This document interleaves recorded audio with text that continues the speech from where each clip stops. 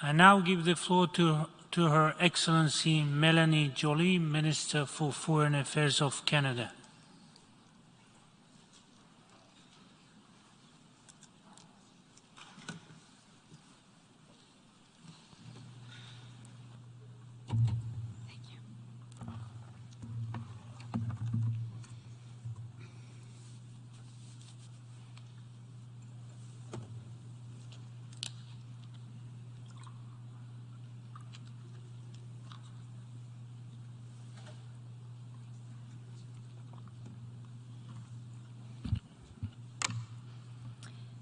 Mr. President, distinguished colleagues, I'm speaking to you for the first time as Canada's Foreign Minister as we gather in this assembly on the traditional territory of the Nalape people. The Secretary General has said that we are in rough seas, that a winter of global discontent is on the horizon, that we have a duty to act. I agree with him. From Russia's war of aggression in Ukraine and the impacts around the world, to the COVID pandemic, to climate change, to severe conflicts and hardships that now affect billions of people, the challenges we are facing are immense. These crises and the way we choose to respond to them are testing our shared commitment to the United Nations. That's why our decisions matter now more than ever. We have a choice. Either we respect and defend the rules that we collectively have developed for generations and that have given us the longest period of peace in modern history, or we accept that rules can be broken by the powerful, bringing us back to darker times of constant tensions and conflicts, with massive displacements, suffering, and losses of human lives. For Canada, the choice is clear. We're convinced that we need more multilateralism, not less. We need more of the UN, not less. And we need a UN that is effective, efficient, relevant, and accountable. Throughout its history, Canada has strived to act as an honest broker, ready to build bridges between nations and differing points of view.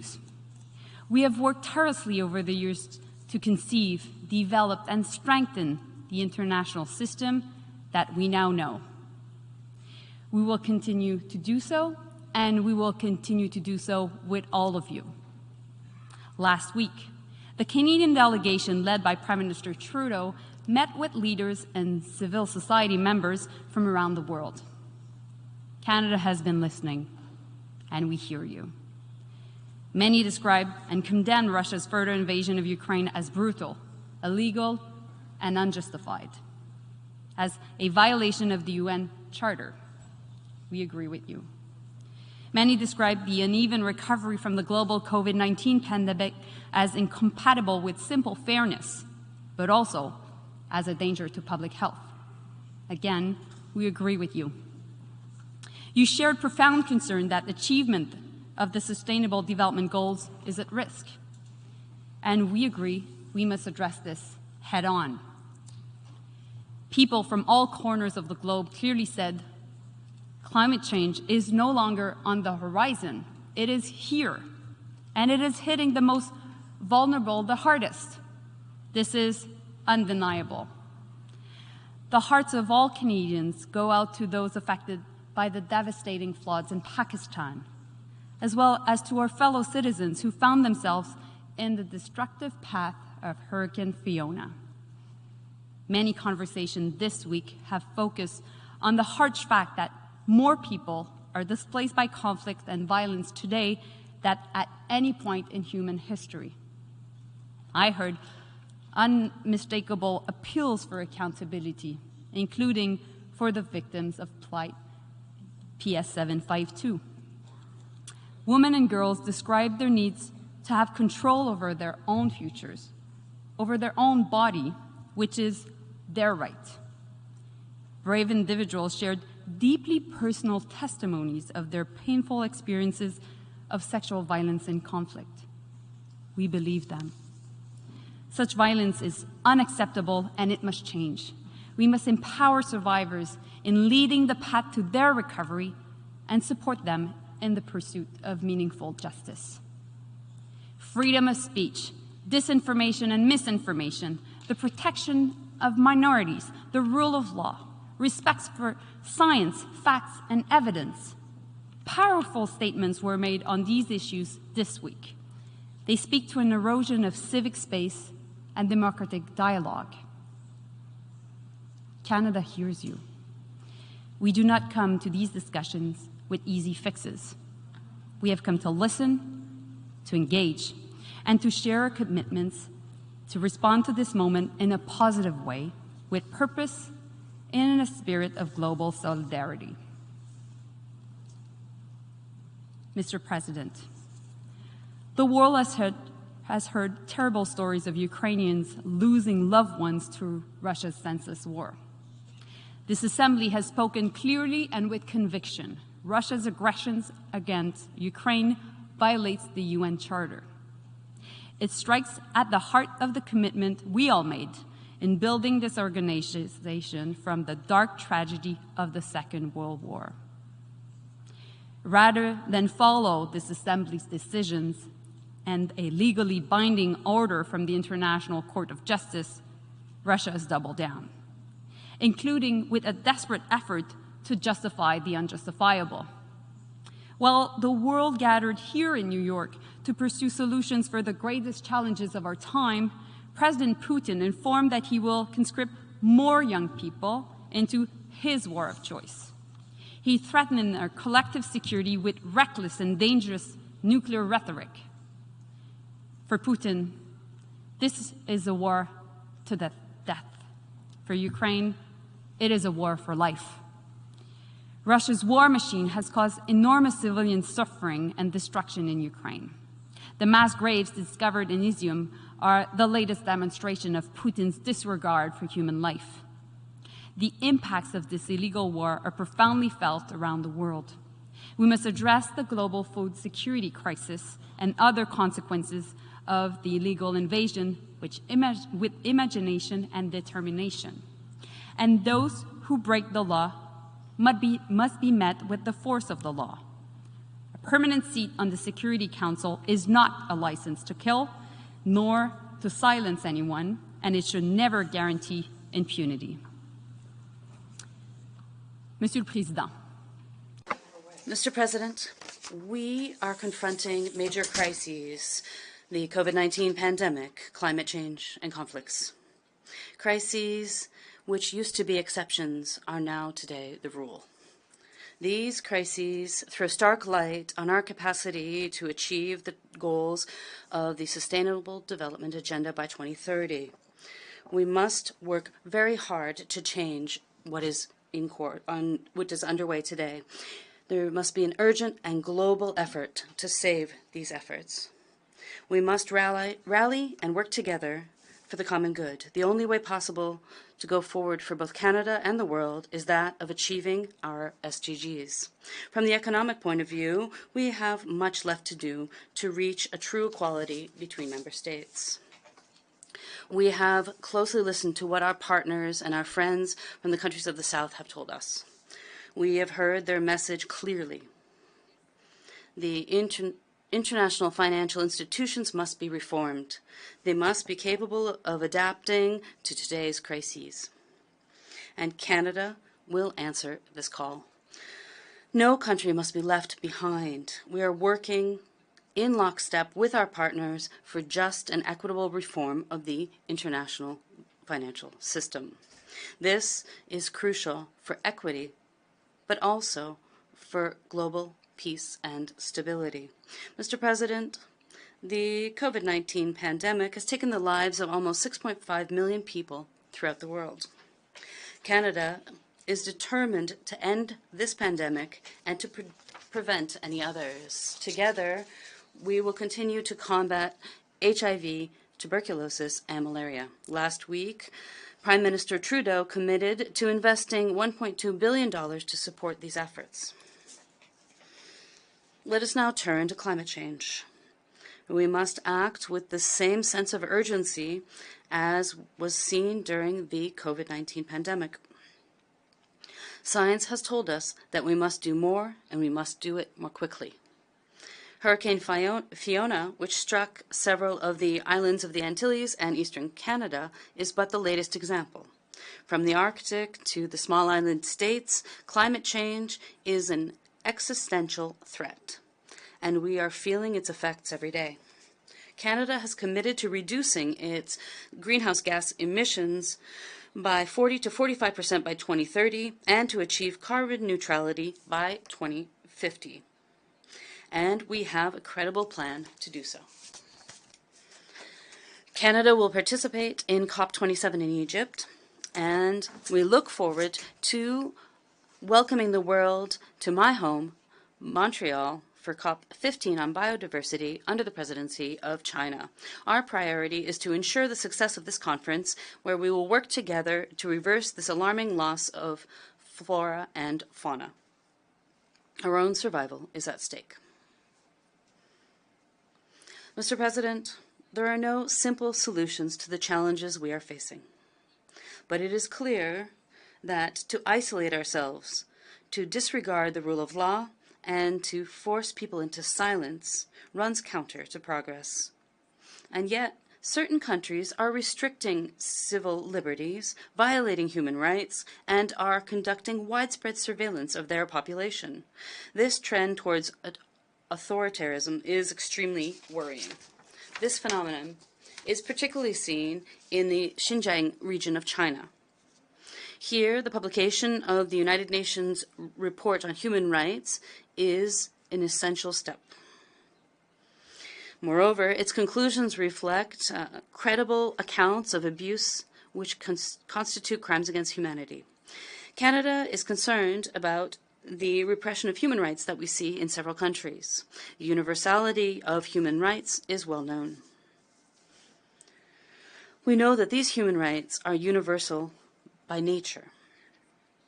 Therefore, we cannot hide behind the pretexts of national sovereignty to violate them. There are limits to defending the indefensible. We are of the view that democracy, although imperfect, remains the best system to protect human rights and to make progress in sustainable development. All our democracies are facing challenges. At home and abroad, we must also deal with apathy, anxiety, and the distrust of our institutions. Mr. President, Canada is also determined to combat systemic racism, and we will continue to take concrete measures to pursue the path of reconciliation with the Indigenous peoples. In 2017, Prime Minister Trudeau delivered a statement here and spoke of our own heritage of colonialism in Canada. We are working unceasingly to rectify this dark chapter in our history, and we know that the full participation of Indigenous peoples is fundamental to the development of a more just world. Mr. President, equality of women and girls in all their diversity is crucial for peace, justice, and prosperity. As is the case in several countries, Canada is proud to have a feminist foreign policy. Together, we are building a global coalition to support equality. It is in this way that we will repel these increasing attacks on the rights and freedoms of women. In Afghanistan, Taliban is preventing women and girls from going to school. In Myanmar, the courageous women who are openly calling for a return to democracy are imprisoned by the military junta, tortured, and subjected to horrific acts of sexual violence. In Iran, women protesting the death of Mahsa Amini are met with arrests and bullets. We salute their courage and join them in sending a strong message that women's rights are human rights. Today, Prime Minister Trudeau announced that Canada will sanction those responsible, including Iran's so-called morality police and its leadership.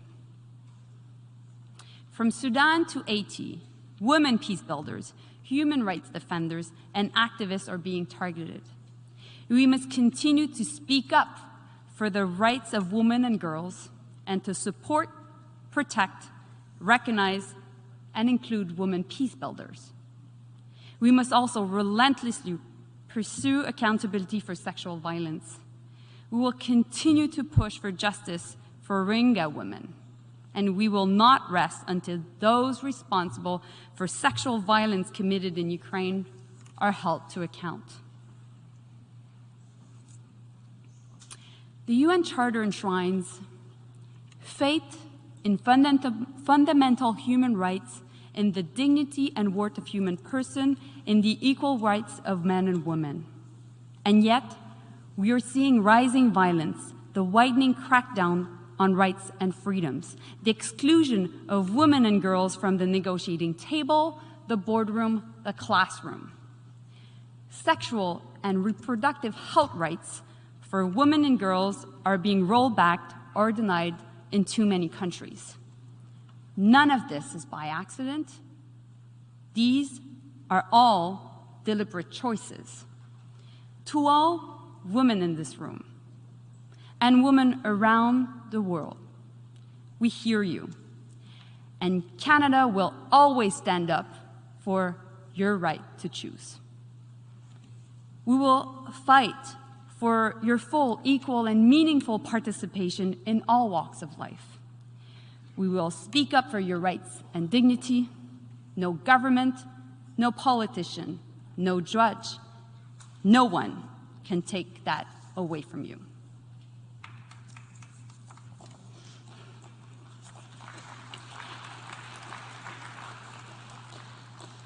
Mr. President, as I've said, the world needs more multilateralism, more of the UN, not less. To do so, we must restore trust among us.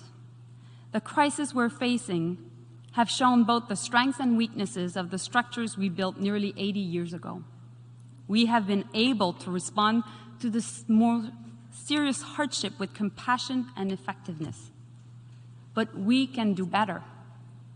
Political paralysis and the abuse of the veto are undermining the Security Council.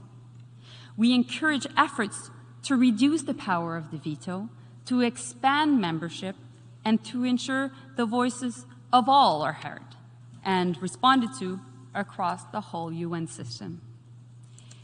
UN peace operations also demand our efforts. Today, peacekeeping faces immense challenges. Canada has long contributed to UN efforts to reduce conflict, and we will continue to do so. Engagement with the United Nations is a core commitment of Canadians. We were there at the UN's creation, and today we are more engaged than ever.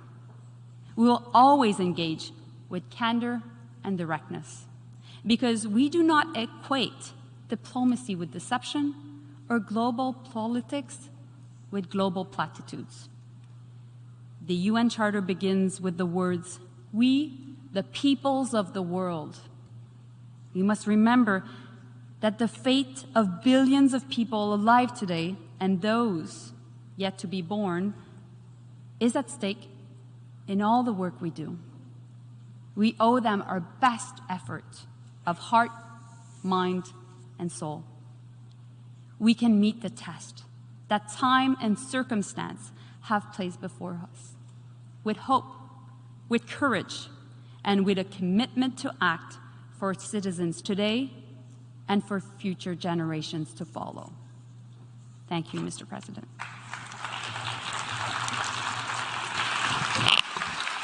I thank the Minister for Foreign Affairs of Canada.